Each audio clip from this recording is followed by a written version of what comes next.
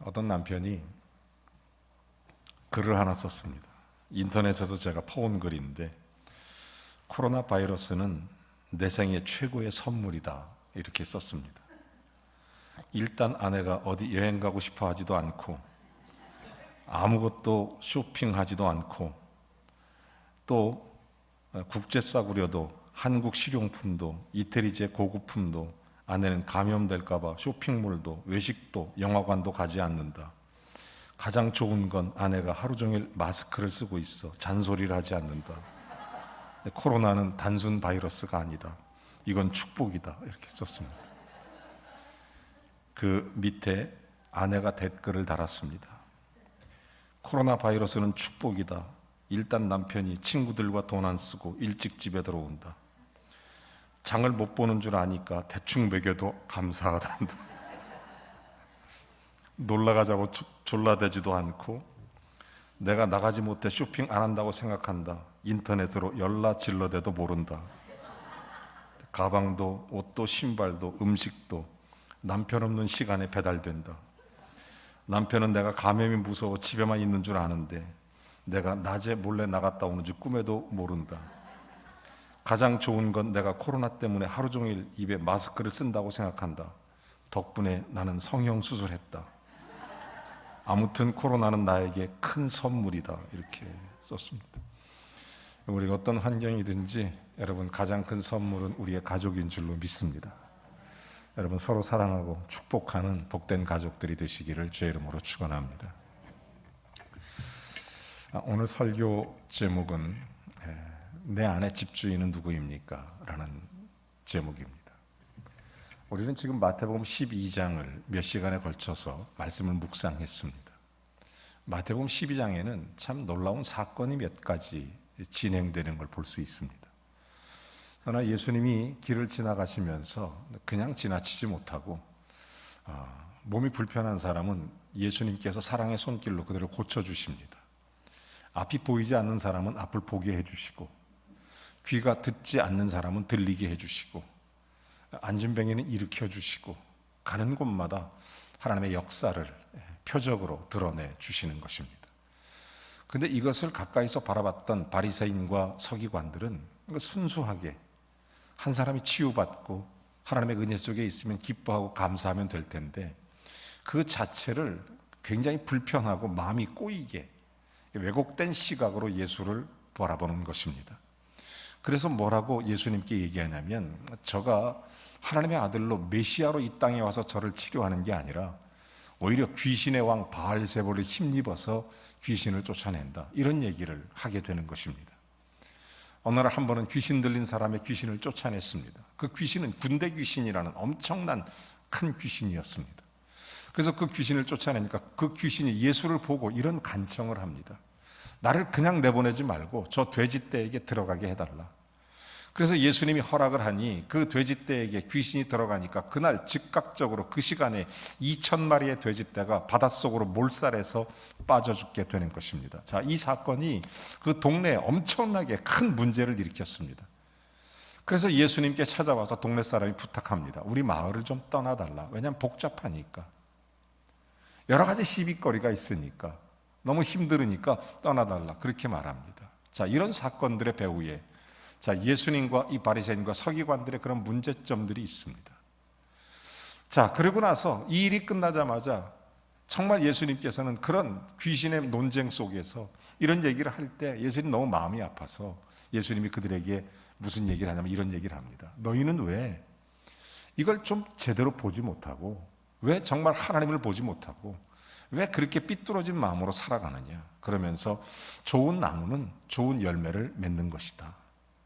열매를 보면 그 나무를 알지 않느냐. 메시아의 한 일을 보면 하나님이 이 땅에 우리를 왜 보내셨는지, 메시아가 이 땅에 할 일이 무엇인지를 볼 수 있지 않겠느냐. 그래도 못 알아듣습니다. 그러니까 어느 날 바리새인과 서기관이 찾아와서 예수님께 또 이런 좀 무례한 그런 도전을 합니다. 예수님, 어제는 이런 일 하셨고 그저께는 이런 일 일으키셨는데 오늘 표적을 하나 더 좀 해보십시오. 예수가 그리스도이신 것을 믿으려고 하지 않고 예수님이 우리의 메시아이신 것에 대한 생각을 하는 게 아니라 또 하나의 표적을 구하는 이 어리석은 그런 중생들의 모습을 봅니다.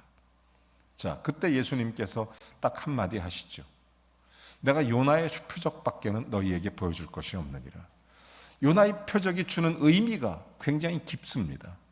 예수 그리스도가 이 땅에 우리에게 십자가를 지시고 사흘 만에 부활하실 것에 대한 놀라운 메시지를 전해주십니다. 표적이라는 것은 사인입니다. 사인. 이 땅에 오신 메시아의 사인, 그것을 일으키는 구체적인 사역들이 표적입니다.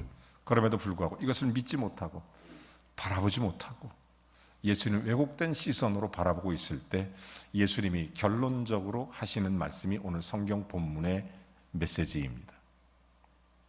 오늘 본문은 이렇게 시작합니다. 자, 더러운 귀신이 사람에게 나갔을 때 물 없는 곳으로 다니며 쉬기를 구하되 쉴 곳을 얻지 못하고 이에 이르되 내가 나온 내 집으로 돌아가리라. 자, 이러면서 귀신 이야기를 하게 되는 것입니다. 그때 예수님께서 하시는 말씀이, 이 내용의 결론이 뭐라고 말하냐면 45절에 이 악한 세대가 또한 이렇게 되리라. 여러분, 이 악한 세대, 이게 내용의 결론이에요. 악한 세대라는 것은 도덕적으로 불감증이 있고 타락하고 이런 현 세대를 말하는 그 악한 세대가 아닙니다. 여러분, 예수님께서 말하는 이 악한 세대라는 말씀은 회개하지 않는 세대를 말하는 것입니다. 하나님 말씀을 읽고도 주의 말씀을 듣고도 예수 그리스도를 만나고도 회개하지 않는 세대, 이 악한 세대가 이렇게 되리라. 오늘 성경 본문의 말씀이 이 빈집에 귀신이 들어갔다가 나가서 청소된 것을 알고 자기가 들어와 다시는 안 나가겠다 결심하고 더 악한 7 귀신을 들어와 살고 있는 것처럼 이 악한 세대가 그렇다는 것입니다. 회개하지 않는 세대. 오늘 성경 본문을 잘 살펴보면 소위 엑소시즘 이야기를 합니다. 무당 이야기 같은 귀신 이야기를 하는 거예요. 가끔 어떤 사람들이 이런 질문을 할 때가 있습니다. 목사님, 귀신을 믿으십니까? 이렇게. 여러분, 아마 이런 질문을 받게 되면 여러분도 귀신이 있다고 해야 될지 없다고 해야 될지 헷갈리지 않습니까? 여러분, 문제는 이렇게 복잡하고 아리송할 게 아무것도 없어요. 왜냐하면 예수님께서 귀신 이야기를 하고 있는 걸 보면 이 귀신의 문제는 그냥 있습니다. 예수님이 있다고 하시니까 그냥 있는 거예요. 간단합니다. 성경에는 군대 귀신, 7 귀신, 귀신에 대한 이야기가 여러 모양으로 많이 하고 있습니다. 지금은 귀신 이야기를 하는 시간이 아니기 때문에 제가 나중에 기회가 되면 귀신론에 대해서 더 깊게 하도록 하고, 자, 아무튼 이 귀신은 신통한 데가 있습니다. 사람보다 지혜롭고 또 간사하고 여간 재주를 많이 부리는 게 아닙니다. 자, 그런데 지금 예수님께서는 지금 이 귀신을 놓고 하나의 비유로 예를 들어 말씀하고 계시는 것입니다. 이 말씀 이전 사건만 봐도 정말 병자가 치유받고 귀신이 떠나가고 이러면 이 일로 인해서 하나님께 영광 돌리면 좋은데 이 일로 인하여 시비가 붙었단 말입니다. 자, 그래서 오늘 이 빈집의 이야기는 이 시비 끝에 주어지는 가장 중요한 핵심적 결론입니다. 자, 오늘 이 말씀을 통해서 어떤 사람이 귀신 들렸다 해서 귀신이 나가므로 깨끗해졌다는 이야기, 한편 바리새인, 자신들은 귀신이 들리지 않았다고 자부하는 사람들, 이런 사람들입니다. 여러분, 저는 이 말씀이 직설적이고 아주 정확한, 아주 오늘 우리에게 주시는 핵심적 말씀이 그 당시에 1차적으로는 바리새인과 서기관들이지만 사실 2차적으로 보면 이것은 오늘날 이 시대 모든 성도들에게 주시는 아주 굉장히 강력한 메시지입니다. 여러분, 문제는 뭐냐면 이 바리새인들은 자신은 귀신 들리지 않았다고 말했지만 사실은 빈집이 더 위험하다는 거예요. 일단 귀신 나가서 돌아다니다가 머물 곳 찾지 못하니까 오늘 성경 말씀에 기록된 대로 내가 나온 내 집으로 다시 돌아가리라.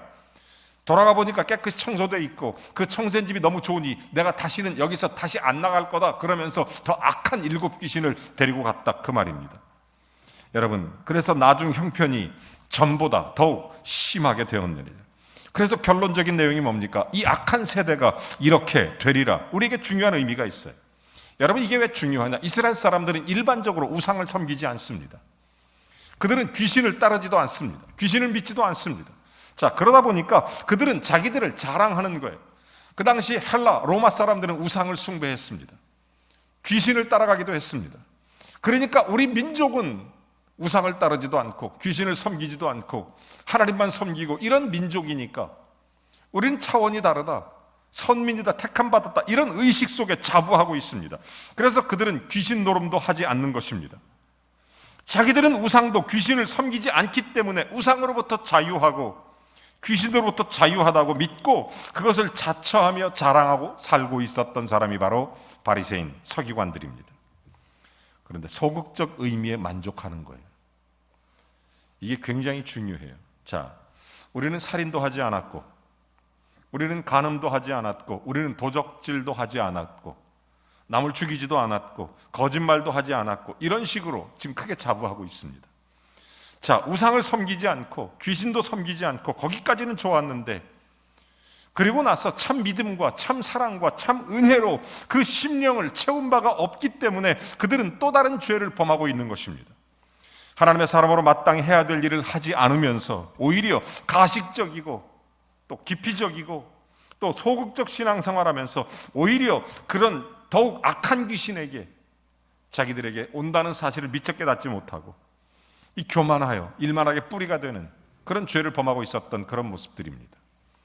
여러분, 귀신이나 우상을 섬기지 않는데 교만한 사람이 되어버렸다는 것입니다. 그래서 이들은 자기들이 우상과 귀신을 섬기지 않으니까 다른 사람들을 비난하면서 우리는 저 세리와 같지 않고 저 죄인들과 같지 않고, 그러니까 소극적 의미에서 하지 않고 이것이 그런 교만, 그런 모습인 것입니다. 귀신을 섬기던 사람들은 사실은 돌이켜 회개하면 되는데 이들은 이런 걸 하지 않기 때문에 회개할 게 없다 이렇게 생각했던 그런 사람들, 그게 그 당시 이스라엘 사람들이에요. 그러므로 예수님 하시는 말씀이 7 귀신과 같다는, 그리고 또한 저들은 외식주의에 빠져서 겉으로 나타난 종교적 생활을 볼 때는 매우 훌륭한 신앙생활을 하는 것이 틀림없습니다. 그러면서 스스로 잘한다는 자부심을 갖고 있었던 사람들, 그러면서 저들은 회개는 물론 반성이나 뉘우침 같은 것도 할 겨를도 없고 그런 내용의 저들이 아닌 것입니다. 그래서 저들은 다시 구원의 기회가 없는 것이 아니겠느냐 이러시면서 그렇게 7 귀신과 같은 것이다 이런 말씀을 하시는 것입니다. 자, 이처럼 저들이 강팍한 가운데 자기들의 의의를 내세우는 동안 마침내 예수님을 십자가에 못 박는 자리까지 나아가 버리고 말게 된 것입니다. 그리고 보면 저들은 차라리 우상 섬기는 사람보다 더 못하다는 거예요. 왜냐하면 그들이 회개하고 돌아서면 되는데 돌아서지 못하고 오히려 더 악한 것이다 이 말씀을 하시는 것입니다. 그러면서 이 악한 세대가 이렇게 되리라, 이 말씀은 직설적인 얘기예요. 회개하지 않는 너희들은 귀신에 사로잡힌 것과 마찬가지다, 그 얘기입니다. 회개하지 않는 것은 결국 7 귀신에 사로잡힌 것과 같은 너희들의 처지다, 이런 비판의 말씀입니다. 예수님께서는 귀신에 매인 사람은 곧 고통에 풀어 자유케 하셨습니다. 그런데 여기서 한 가지 알아야 될 것은 이렇게 풀려난 사람이 그 귀한 자유와 새 생활을 얻었지만 어딘지 모르게 다시 귀신에게 끌려가는 그런 모습으로 삶을 사는 사람도 물론 많이 있습니다. 여러분, 인간의 희귀 본능이라는 게 있어서 이 귀신에게 매여 즐겨하는 그런 사람들이 있어요. 참 재미난 것입니다. 한편으로는 풀려나길 바라고 한편으로 매여 있길 바라고. 여러분, 이런 게 있어요. 여러분, 사람이 죄가 있습니다. 그럼 죄에서 떠나기를 원합니다. 그렇죠? 나는 죄와 담쌓고 싶다, 죄와 멀리하고 싶다. 그러나 또 한편으로는 죄에 매여간단 말이에요. 여러분, 죄는 매력이 있습니다. 그러다 보니까 죄의 유혹에 끌려가는 거예요. 한편으로는 죄를 끊어버리고 싶고 한편으로는 죄에 매여가고 있고, 이게 사람의 본능이란 말이에요. 이게 심리 상태예요. 이게 묘한 상태 아닙니까? 그래서 거기에 대한 연연한 마음을 가지고 있을 때 이런 부분입니다. 자, 우리가 깨끗이 되고 거룩하게 되겠다 이렇게 하기 위해서 그 결백하고자 하는 그 뜻 하나만으로 결백해지는 것이 아니라는 것입니다.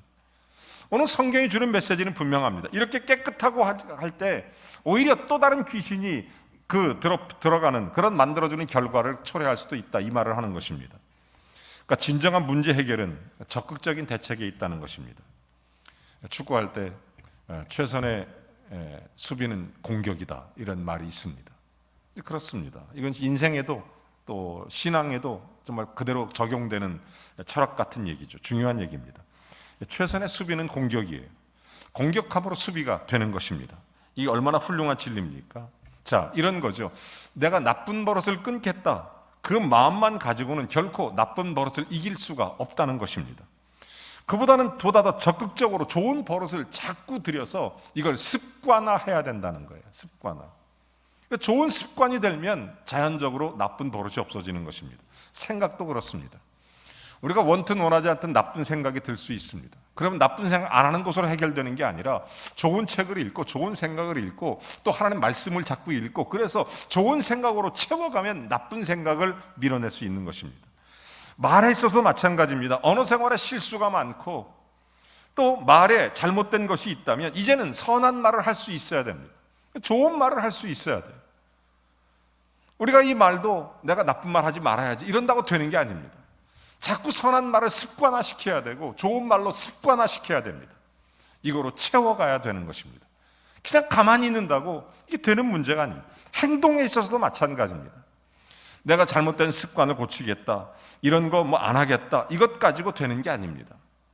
여러분, 이스라엘 사람들은 안식일을 지키는 데 있어서 안식일을 깨끗하고 거룩하게 지키기 위해서 이것도 하지 말아라, 저것도 하지 말아라, 이건 이렇게 해라, 저건 저렇게 해라, 애를 쓰다 보니까 그 다음에 오는 문제가 발생한 거예요. 정작 안식일에 선을 행하지 못한 것입니다. 사람이 죽어도 모른 척 해야 되고 한 사람이 다리가 부러져도 고쳐주질 못하고 정작 안식일에 참된 정신과 안식일이 무엇인지를 잊어버린 거예요. 소극적으로 빈집을 만들려고 보니까 자꾸 자기의 빈집만 생각하다 보니까 이것도 안 하고 저것도 안 하고 예수님께서 그래서 차라리 안식일에 선한 일을 하여야 된다, 이 말씀을 하시는 것입니다. 여러분, 선한 일이 오히려 안식일을 지키는 것이다, 이 말씀을 해주시면서 이걸 일을 안 하려고 안식일을 지키는 게 아니라 선한 일을 하기 위해서 안식일을 지키는 것이다, 이 말씀을 하시는 겁니다. 그러면 우리는 새로운 선한 주인을 영접했다면 과거 우리의 주인의 악한 주인으로부터 벗어나게 되면 만약 새 주인을 영접하는 일에 실패하면 여전히 옛 죄의 주인에게 노예가 되어버리고 마는 것입니다. 그러므로 좀 더 적극적인 차원에서 우리가 우리의 마음의 심령의 상태를 이끌어가야 된다, 이 말입니다.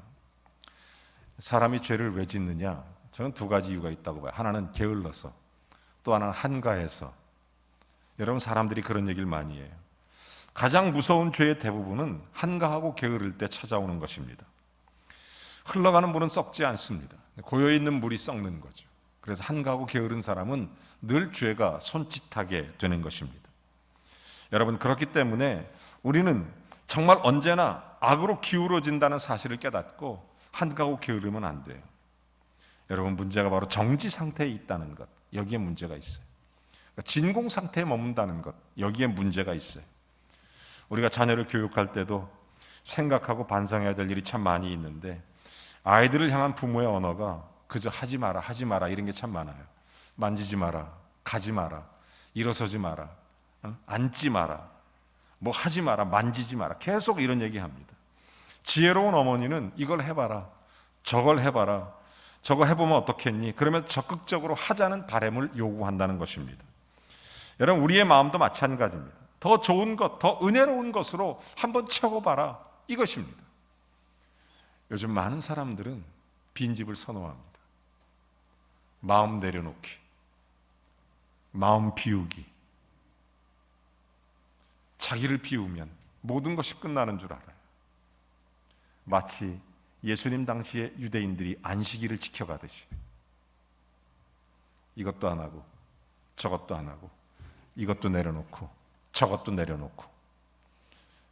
여러분, 그 당시 서기관과 바리새인들은 그런 의식과 그런 삶을 살았습니다. 일에 2번씩 금식하고 근처에 11조를 드리고 자기들의 삶의 내용을 철저하게 비우고. 여러분, 사도 바울이 이런 얘기를 해요. 에베소 4장 28절에 보면 도적질하는 자는 다시 도적질하지 말고 돌이켜 가난한 자에게 구제할 수 있도록 자기 손으로 수고하여 선한 일을 해라. 여러분, 성령으로 우리가 믿음 안에 산다는 게 뭡니까? 이 세 가지를 가르쳐요. 첫째, 도둑질하지 말라.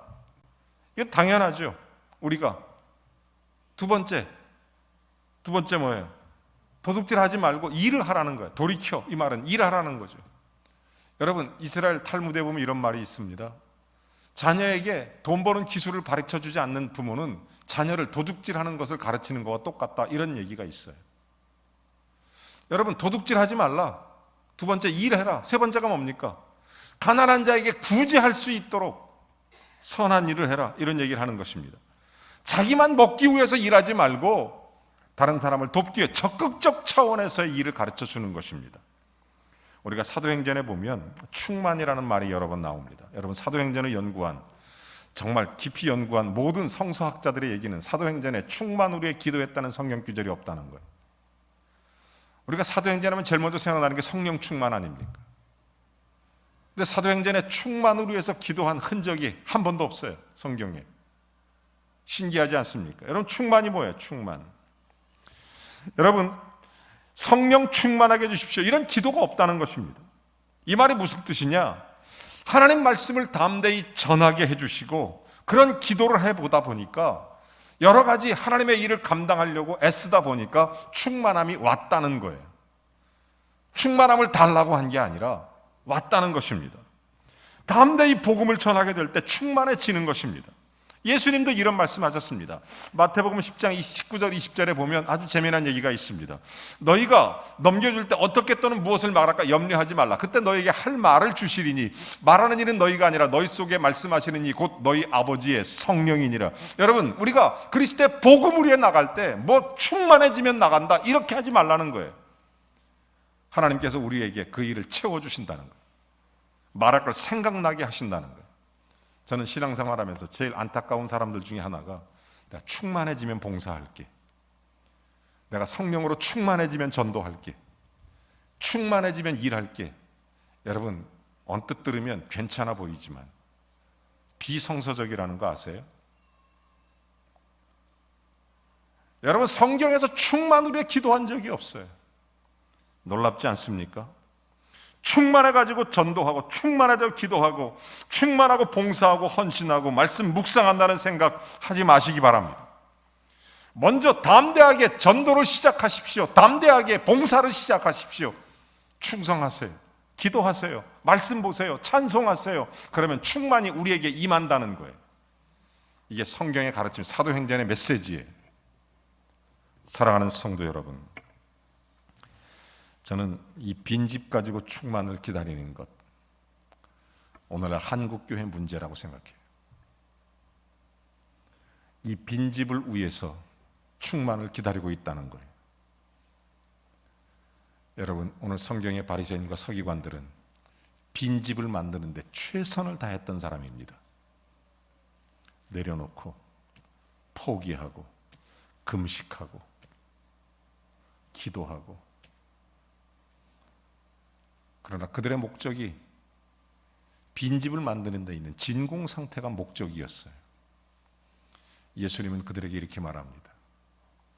빈집에 갔다가 청소되었거늘 더 악한 7 귀신이 그곳에 들어가 나가지 않기 위하여 더 세게 있더라, 이런 얘기. 그러면서 이 악한 세대가 이렇게 된다. 여러분, 정말 이 빈집 진공 상태 위험합니다. 우리의 집도 사실은 믿음으로 채울 수 있어야 됩니다. 사랑하는 여러분, 우리의 가정이 소망으로 채워질 수 있어야 합니다. 사랑으로 채워질 수 있어야 됩니다.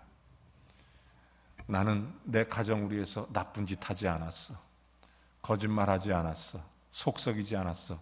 여러분, 그들이 바리새인이에요. 하지만 예수님의 가르침은 나는 내 가정을 사랑해, 난 내 가정을 위해 기도해, 나는 내 가정을 말씀으로 채워가, 나는 내 가정을 이렇게 하나님 앞에 온전히 적극적으로 섬겨. 여러분 마음의 집의 주인은 누구십니까? 그저 빈집 만드는데 혈안이 되어 있습니까? 아니면 예수 그리스도가 여러분을 통치하시도록 여러분의 모든 삶을 주께 내어 놓으십니까? 주님이 나를 다스리셔서 주님께서 나에게 성령으로 충만케 하시도록 내가 말씀으로, 기도로 채워가고 은혜로 채워가고 복음을 전하며 채워가고.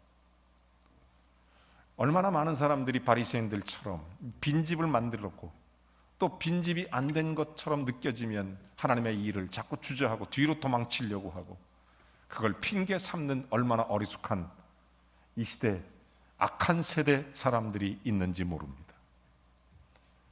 여러분, 이 시대 정말 하나님 앞에 우리는 깨어있는 세대가 되기를 원합니다. 우리가 빈집이 아니라 내 안에 집주인은 예수 그리스도라는 사실을 잊지 마시고 주님의 통치를 받는 하나님의 사람들이 되시기를 바랍니다. 우리 인생이 내 인생의 빈집을 만드는 게 목적이 아닙니다. 그 속에 예수 그리스도를 채우는 게 목적입니다. 그 속에 예수 그리스도로 충만케 하는 것입니다. 여러분, 우리들이 성령께서 우리들의 마음의 상태를 충만케 다스리셔서 예수님이 나를 주장할 수 있도록 하는 은혜가 있어야 될 줄로 믿습니다. 우리가 믿음으로, 열심으로, 사랑으로, 충성으로, 믿음으로, 기도로, 정말 찬송으로 충만하게 채워갈 수 있기를 바랍니다. 우리가 주님 우리에 그렇게 살아갈 때 오늘 성경에 나타난 예수 그리스도의 12장의 결론, 이 악한 세대가 그렇게 되리라는 이 슬픈 심판의 메시지, 저는 한국교회에 던져지는 강력한 메시지라고 믿습니다. 여러분의 신앙생활은 어떻습니까? 깊이 제가 반복해서 물어보는 이유가 있습니다. 부담스럽고 힘드실 것입니다. 이런 도전은 상당히 힘이 듭니다. 저도 그렇고 여러분도 마찬가지일 것입니다. 여러분은 여러분의 신앙이 우리의 마음을 빈집 상태로, 진공 상태로 만드는 것이 내가 잘하는 신앙생활이라고 여러분 생각하고 사십니까? 아니면 예수 그리스도로 충만히 채워가는 것이 잘하는 것으로 깨닫습니까? 여러분, 적극적인 신앙생활 하십시오. 복음을 전하는 신앙생활 하십시오. 봉사하는 신앙생활을 하십시오. 기도하는 신앙생활을 하십시오. 충성하고 헌신하는 신앙생활을 하십시오. 내가 충만해지면 한다고요? 여러분, 그게 바로 바리새인과 서기관의 입장입니다. 내가 충만해지면 무엇을 한다고요? 여러분, 그렇지 않습니다. 여러분, 그것은 바로 귀신이 역사하기 가장 틈타기 좋은 그런 심령의 상태라는 것입니다. 사랑하는 여러분, 우리는 정말 예수 그리스도 안에서 내 속에 그리스도로 채워갈 수 있는 은혜가 있게 되기를 바랍니다. 우리 사랑하는 성도님들의 가정에도 무엇을 안 했다, 무엇을 정리한다, 소극적 차원이 아니라 적극적으로 기도하고 사랑하고 섬기고 깊이 있게, 가정의 집주인이 예수님이 돼야지 집을 비우는 것이 해결책이 아니에요. 우리의 심령도 마찬가지고 우리 교회도 마찬가지고 우리 인생도 마찬가지입니다. 주님과 함께 믿음의 승리자들이 되시기를 주의 이름으로 축원합니다.